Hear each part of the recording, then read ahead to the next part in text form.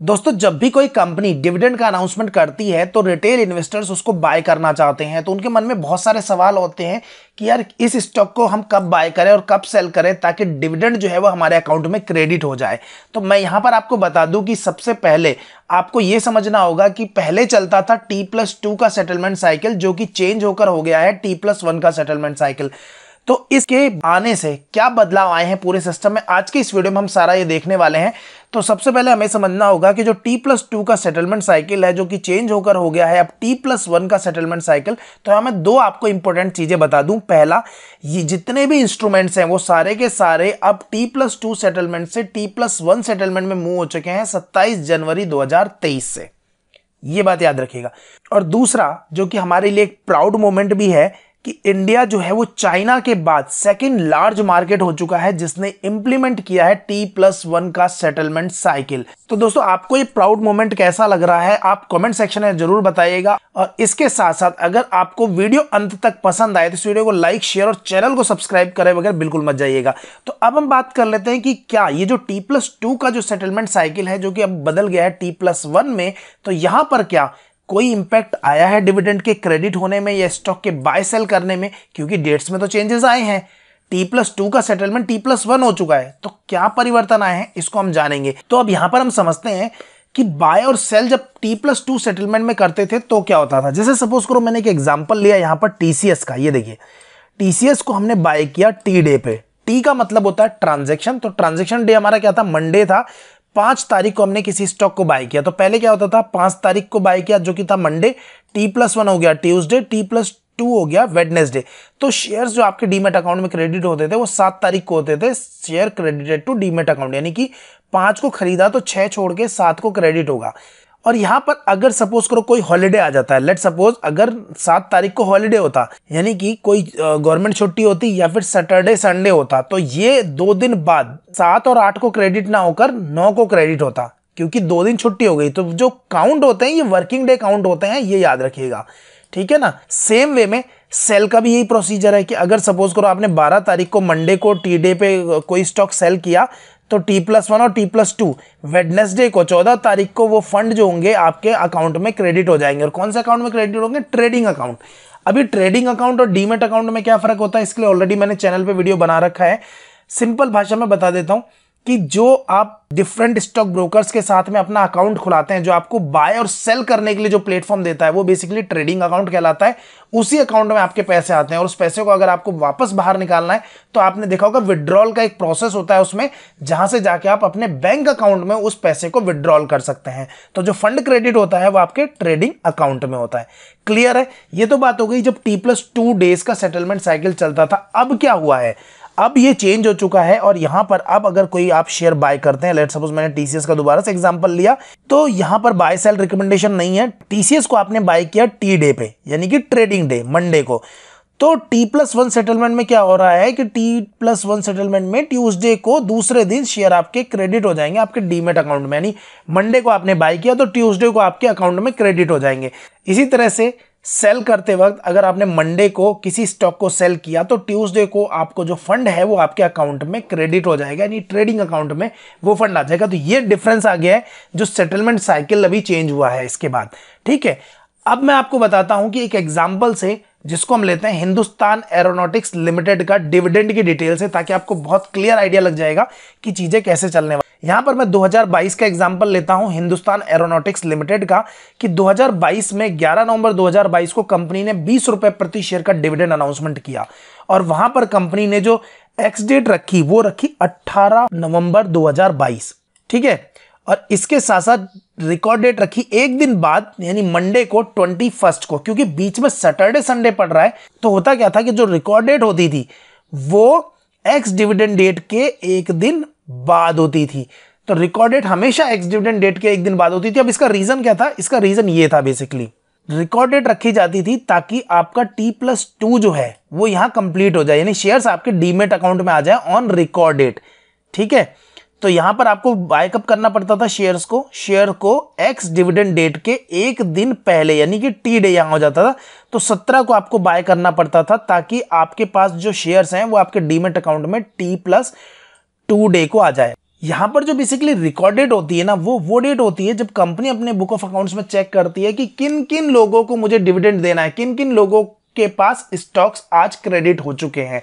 इसीलिए हम शेयर को बाय करते थे एक दिन पहले, यानी कि एक्स डिविडेंड डेट से एक दिन पहले, ताकि मेरे पास जो शेयर्स हैं वो रिकॉर्ड डेट के दिन आ जाए, क्योंकि मेरा सेटलमेंट साइकिल क्या था, T+2 डेज का था। ये तो क्लियर हो गया। अगर सैटरडे संडे नहीं होता तो ये यहां शिफ्ट हो जाता है, क्योंकि एक दिन बाद ही होता है, वर्किंग डे काउंट होते हैं, इसलिए ध्यान रखना इस चीज को, ठीक है। तो यानी कि आप इस शेयर को बाय करते 17 नवंबर को, ताकि आपको डिविडेंड जो है आपके बैंक अकाउंट में मिल सके। इसकी पेमेंट जो डेट थी वो ऑन और बिफोर थी 11 दिसंबर, जिसका भी इससे कोई लेना देना नहीं है। अब आज की डेट में बात करते हैं कि हिंदुस्तान एरोनॉटिक्स ने जो अभी डिविडेंड अनाउंसमेंट किया है, न्यूज जो आई है, उसके बाद क्या परिवर्तन आया है T+1 को लेकर। तो यहां पर बेसिकली कंपनी ने अनाउंसमेंट कर दिया है 1 मार्च 2023 को कि ये डिविडेंड डिक्लेयर करने वाले हैं, जो कि डिक्लेयर होगा 10 मार्च 2023 को। अभी रुपीज नहीं आए, लेकिन बाकी डेट्स आ चुकी है सारी। 10 मार्च को वैल्यू डिसाइड हो जाएगी कि कितना डिविडेंड कंपनी देगी, लेकिन अभी बाकी डेट्स आ चुकी है। तो बाकी डेट्स की अगर बात करें तो कुछ इस तरह से आई है कि एक्स डिविडेंड डेट और रिकॉर्ड डेट अब होने लग गई है सेम डेट पर, ठीक है। तो यहां पर T+1 का सेटलमेंट होने से एक्स डिविडेंड डेट और रिकॉर्ड डेट सेम डेट पे हो गई। जैसे कि अगर आप यहां देखेंगे तो यहां पर आपका ट्रांजैक्शन जो होना चाहिए वो कब होना चाहिए, 17 मार्च को, जो कि फ्राइडे, 18-19 छुट्टी है। T+1 आपका हो रहा है मंडे को, यानी कि आपके पास शेयर जो है वो आपके डीमैट अकाउंट में कब आ जाएंगे, 20 तारीख को, ठीक है। यानी कि एक्स डिविडेंड डेट और रिकॉर्ड डेट अब जो है वो सेम होने लग गई है ड्यू टू सेटलमेंट साइकिल के चेंज होने से। करेक्ट, समझ में आ गई चीज। तो यानी कि स्टॉक को आपको कब खरीदना है, आपको खरीदना है फ्राइडे को, 17 तारीख को। तो यानी कि अभी भी और पहले भी दोनों में डिफरेंस सिर्फ इतना आया है कि रिकॉर्ड डेट शिफ्ट हो गई है एक्स डिविडेंड डेट के दिन, लेकिन आपको शेयर बाय करना है एक्स डिविडेंड डेट से एक दिन पहले। पहले भी आप क्या करते थे, जो मेरे पुराने वीडियोस अगर आपने देखे होंगे तो मैंने आपको यही बताया कि आपको शेयर जो बाय करना है वो एक्स डिविडेंड डेट के एक दिन पहले बाय करना है, ठीक है। इससे पहले भी बाय करेंगे तो कोई दिक्कत नहीं है, लेकिन लास्ट डेट जो बाय करने की है वो है एक दिन पहले तक। आप 16 को बाय करेंगे तब भी डिविडेंड मिलेगा, 17 को बाय करेंगे तब भी मिलेगा, लेकिन अगर आप सोचो कि मैं 20 तारीख को जो है वो बाय कर लूं तब मिलेगा, तो नहीं मिलेगा आपको डिविडेंड, ठीक है।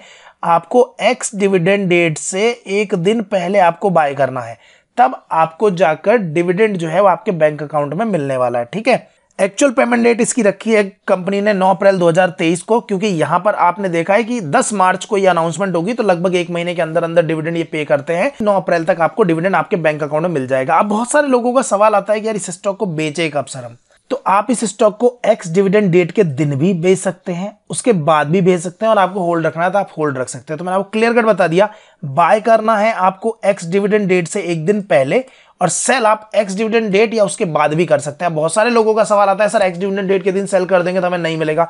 क्यों नहीं मिलेगा, शेयर तो आपके अकाउंट में क्रेडिट हो गया है, तो आपको मिलेगा।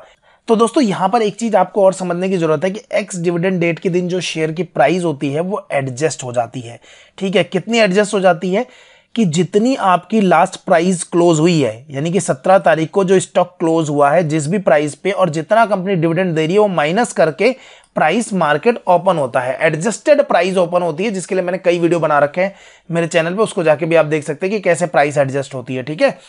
और सप्लाई डिमांड के हिसाब से स्टॉक गैप अप ओपनिंग भी कर सकता है और गैप डाउन भी कर सकता है, वो केस है, ठीक है। एडजस्टमेंट कितना होगा, लास्ट डेट पे जो भी प्राइस रही, एक एग्जांपल लेते हैं कि लेट्स सपोज 1000 रुपए अगर प्राइस है, ठीक है, और 20 रुपए कंपनी ने डिविडेंड दिया है, तो जो एडजस्टमेंट प्राइस हो जाएगी वो हो जाएगी 980, यानी जो आपका स्टॉक ओपन होगा वो 980 पे होगा, लेकिन सप्लाई डिमांड के हिसाब से 980 पे ऊपर भी हो सकता है, 980 के नीचे भी हो सकता है, वो सप्लाई और डिमांड का खेल है, ठीक है। तो यहां पर आपको सारी चीजें क्लियर हो गई है। मैं एक बार सम अप कर देता हूं कि आपको स्टॉक को खरीदना है एक्स डिविडेंड डेट से एक दिन पहले, क्योंकि अब एक्स डिविडेंड डेट और रिकॉर्ड डेट दोनों सेम डेट होने लग गई है, इसलिए आपको एक दिन पहले तक आप कभी भी खरीदेंगे तो आप इसको डिविडेंड का फायदा उठा सकते हैं।